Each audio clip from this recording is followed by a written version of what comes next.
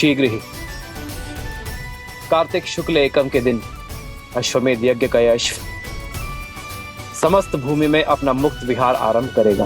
जय श्री राम! जय श्री राम! जय श्री राम! जय श्री राम! कुश, कुश, अब और चला नहीं जा रहा है। भूख लगी है। भूख का राग मत चलाको, चलते रहो। तुम क्या खा रहे हो? खा नहीं रहो, केवल चबा रहा हूँ। गले के नीचे अभी तक कुछ नहीं उतरा। खा के बोलो कुछ समझ नहीं आ रहा। तुमने कहा तो खा लिया, अब तक तो केवल चबा रहा था। इतना भी मूर्ख नहीं हूँ कुछ। मैं यहाँ भूख से मरा जा रहा हूँ और तुम अकेले फल खा रहे हो। भूल गए मैं किसका पुत्र हूँ? माता सीता। ये कैसी प्रतीति है, कैसा आभास है यार। एक और लगता है कि कुछ बहुत शुभ घटने वाला है, तो दूसरी ओर लगता है कि कुछ ऐसा घटा है जिससे भक्ति की पावन डोर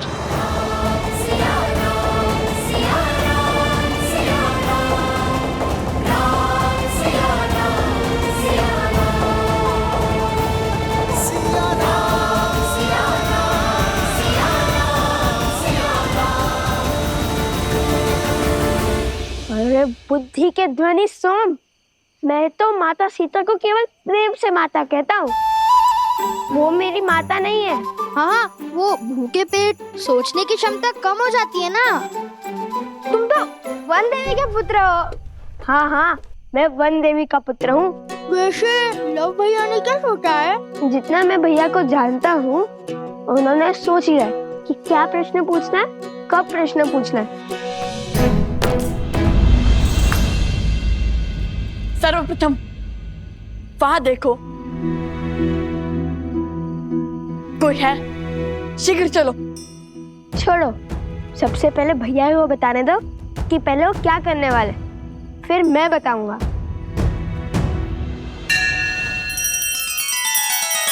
श्री रामचंद्र कृपालु भजु मन हरण भव भय दारुणम नव कंज लोचन कंज मुख कर कंज पद कंजारुणम।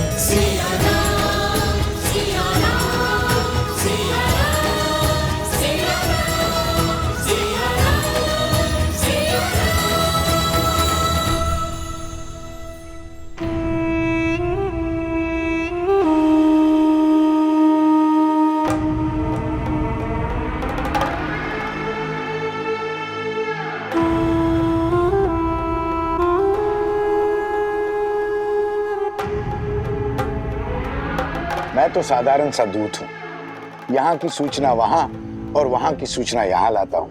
किंतु आप लोग तो ऋषि कुमार है ना, यज्ञ की समाप्ति से पहले ही निकल आए।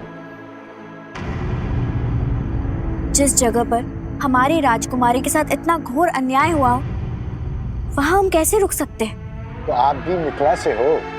जी। आप भी मतलब? केवल यही है मिथिला से भद्र? मैं भी मिथिला से ही हूँ।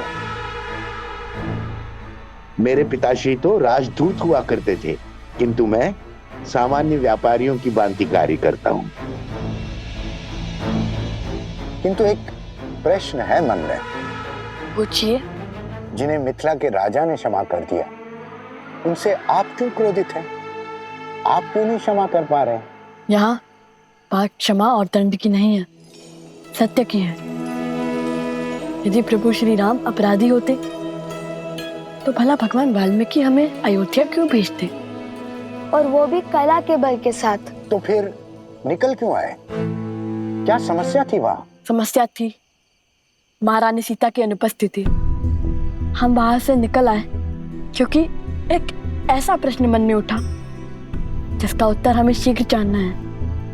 महाराज ने महारानी सीता का त्याग कर दिया, किंतु हमें पूर्ण विश्वास है कि ये निर्णय अकेले महाराज का नहीं था, और ये निर्णय यदि महारानी सीता और महाराज राम का था, तो ये प्रश्न भी हमें उन दोनों से एक साथ पूछना होगा। इसलिए सर्वप्रथम हमें महारानी सीता को खोजना होगा। ना जाने कितने प्रश्न उठ रहे होंगे उन दोनों के हृदय में, किंतु हारे यदि उन्हें सत्य का आभास हुआ तो मैं उनके मन में आपका पुष्प मुरझाने नहीं दूंगी।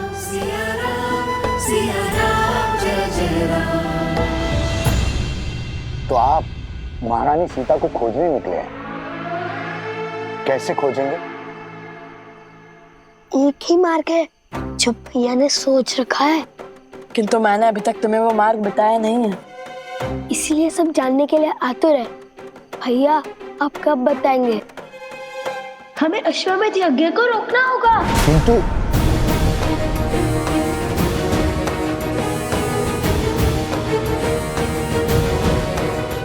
लव, तुमने सच में अश्वमेध यज्ञ के अश्व को रोकने का निर्णय लिया है? हाँ, माता सीता को खोजने के लिए हम अश्वमेध का अश्व रोकेंगे।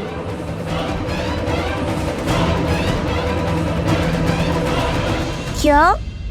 हाँ पुत्र, सिया राम के जीवन के इस अध्याय में लव और कुश अश्वमेध के अश्व को रोकेंगे। उसके पश्चात श्री राम और देवी सीता से प्रश्न भी पूछेंगे। यही विधि का विधान है, नियति का निर्देश है। क्या सोच रहे हो गणेश? नियति तो उनके लिए होती है ना जो जन्म मृत्यु के बंधन में बंधे होते हैं। ये उनकी नियति नहीं है प्रिय गणेश, ये तो उनकी योजना है जिसके द्वारा वे समय के अंत तक मानव और मानवता को जीवन जीने का, जीवन के विषय में सोचने का मार्ग प्रदर्शित कर रहे हैं।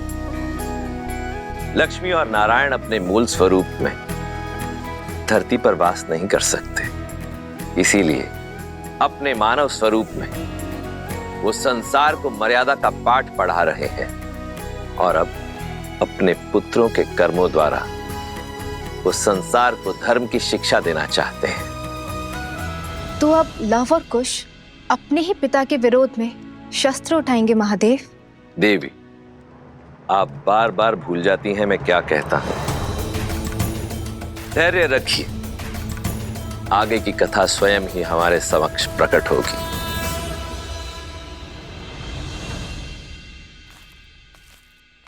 बहुत जय कुश, वो देखो।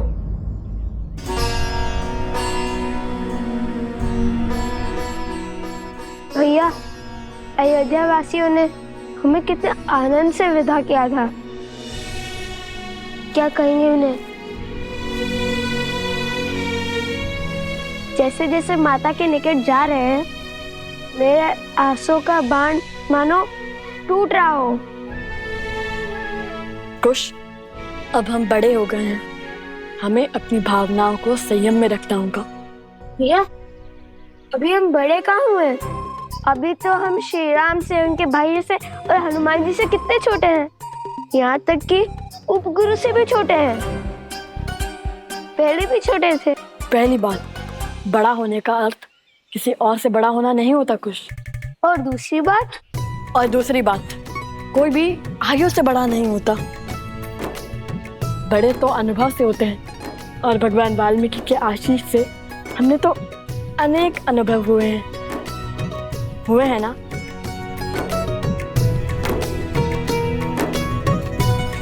केवल गुरुवर का आशीष ही नहीं भैया, इस सोमकर्ण के कारण भी अनेक अनुभव हुए हैं हमें। हर बार नई समस्या में फंस जाता है।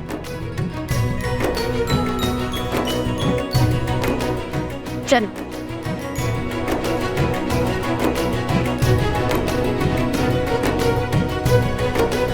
भैया, आज माता नहीं है द्वार पर। मुझे भी आश्चर्य हो रहा है, कदाचित कहीं व्यस्त हो गई होंगी वे।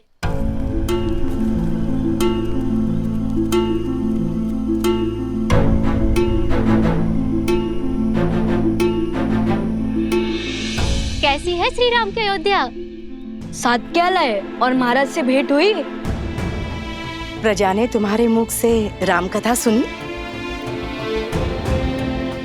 कोई उपहार मिला? जो भी पूछना है सोमकरण से पूछो। आकुश, माता के पास चलते हैं। आज प्रथम बार माता हमारे स्वागत के लिए द्वार पर नहीं आई। लगता है खाली हाथ लौटे हो।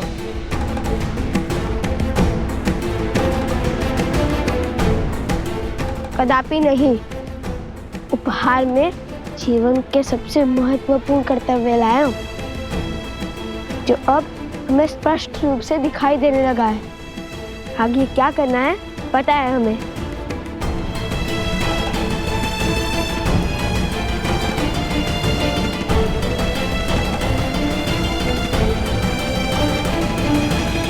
प्रभु, उन 2 ऋषि कुमारों ने गीत तो अद्भुत गाया।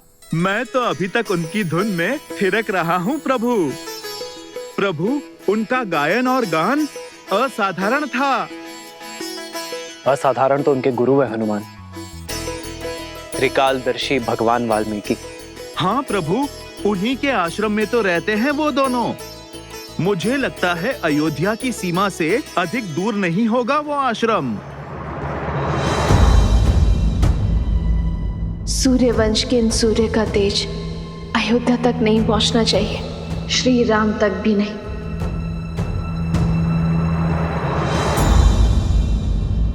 माता, आप ठीक तो है ना?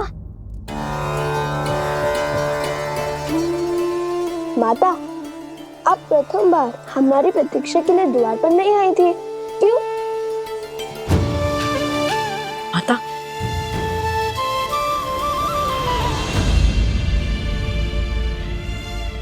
आपका हाथ तो तप रहा है। आप यहाँ आइए माता। मैं बिल्कुल ठीक हूँ। तुम दोनों की प्रतीक्षा में थी। बस तन को मन की चिंता छू गई।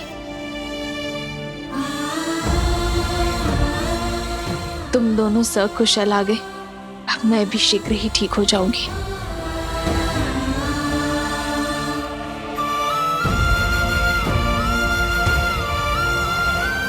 मैं अभी आपके लिए जड़ी बूटी लेके आता हूँ। गुरुदेव ने हमें सिखाया था।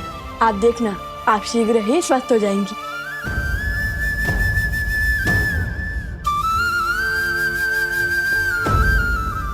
पात्र ले आओ कुश। अभी आया माता।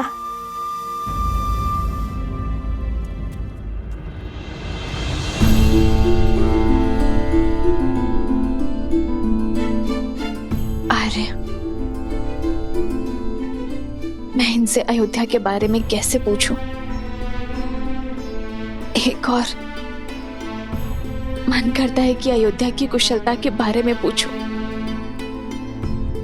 तो दूसरी ओर अयोध्या में हुए उनके अनुभव का विवरण जानने से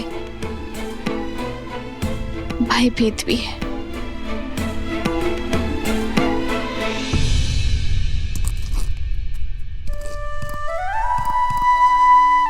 माता का स्वास्थ्य ठीक नहीं है, इसलिए उन्हें औषधि लेने देते हैं, ठीक होने देते हैं, फिर सब बताएंगे।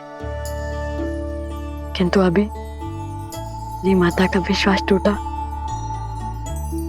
तो उनका स्वास्थ्य और बिगड़ जाएगा। यदि उन्होंने पूछा तो? तब की तब देखेंगे, किंतु तब तक तुम माता के पास रहो और हाँ, उनसे अच्छी अच्छी बातें करना। नहीं, मैं नहीं कर पाऊंगा। मैं उत्सुकता में माता को सब कुछ बता दूंगा।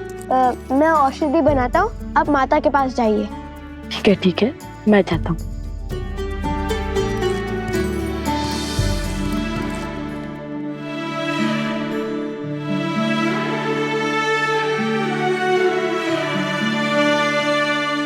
कुश पात्र में बूटी लेने गया है माता। वो हट कर रहा था कि आपके लिए बूटी वही बनाएगा।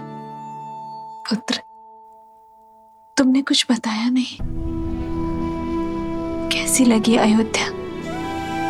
सब कुशल है ना वहाँ?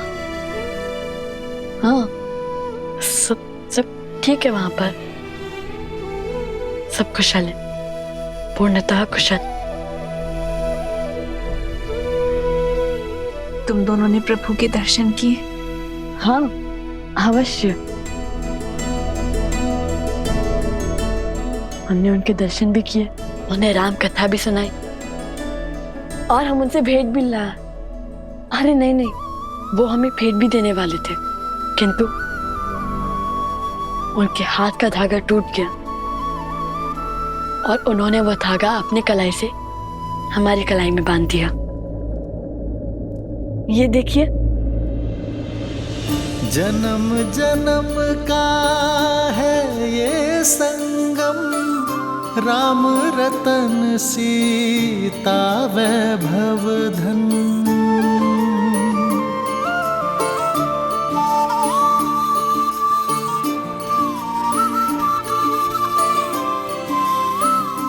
ये धागा महारानी सीता ने उन्हें बांधा था।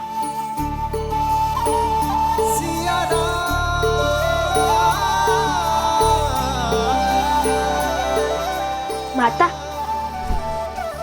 ये लीजिए।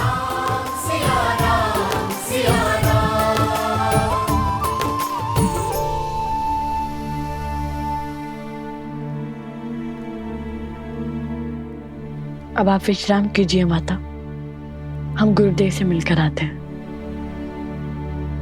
कुश, क्या हुआ है तुम्हें? मुख पर इतनी उदासी क्यों है? लाओ, सत्य बताओ मुझे,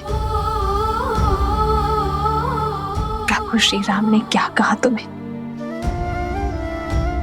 माता, श्री राम केवल वीरों के प्रभु हैं, नारियों के नहीं।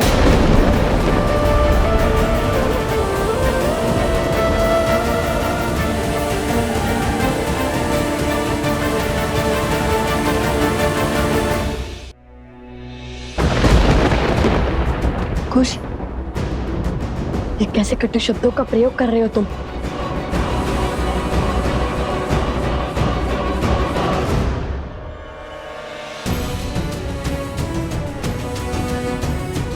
कुश, क्या हुआ? ऐसे कटु शब्द क्यों कह रहे हो तुम? क्योंकि यही सत्य है माता, हमारी संसार की जो श्रद्धा श्री राम में है वो व्यर्थ है।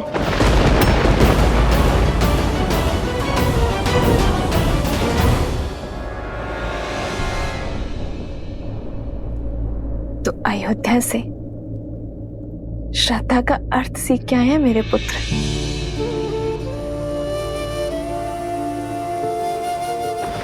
मेरे आराध्य के समक्ष उस दिए को देखो और उसकी बाती को भी। श्रद्धा इस बाती की भांति है, जिस प्रकार अग्नि इस बाती को जलाती है, किंतु इतना कष्ट सहने के बाद भी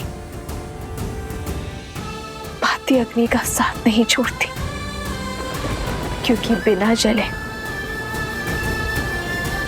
प्रकाश कैसे फैलेगा?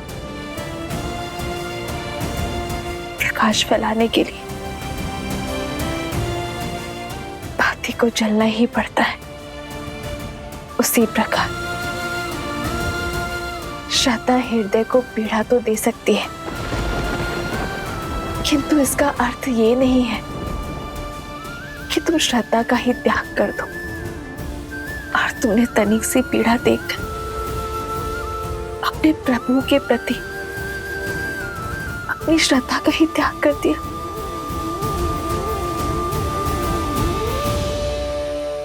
क्या श्रद्धा इतनी दृष्टिहीन होती है कि उसे किसी का अपराध या उसका दोष तक नहीं दिखता? गुरुदेव कहते हैं दोषी दोषी होता है, चाहे वो राजा हो या रंक, भगवान हो या भक्त। पर बिना कसौटी किए किसी को दोषी मानना भी स्वयं में बड़ा दोष है। तुमने स्वयं कैसे निश्चित कर लिया कि श्री राम दोषी है? स्वयं कैसे निर्धारित कर लिया कि जिसकी इतने वर्षों से मैं आराधना कर रही हूं, मेरे वो आराध्य, मेरे वो श्री राम सिखा दी है।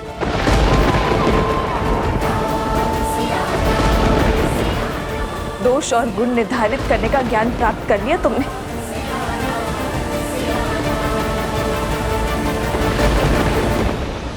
आप इसलिए ये सब कह रहे हैं क्योंकि कदाचित आपने श्री राम की गाथा अधूरी सुनी है। आप नहीं जानती, आपके आराध्य आपके श्री राम निष्कलंक नहीं है माता। अयोध्या लौटने के बाद उन्होंने माता सीता का त्याग कर दिया था।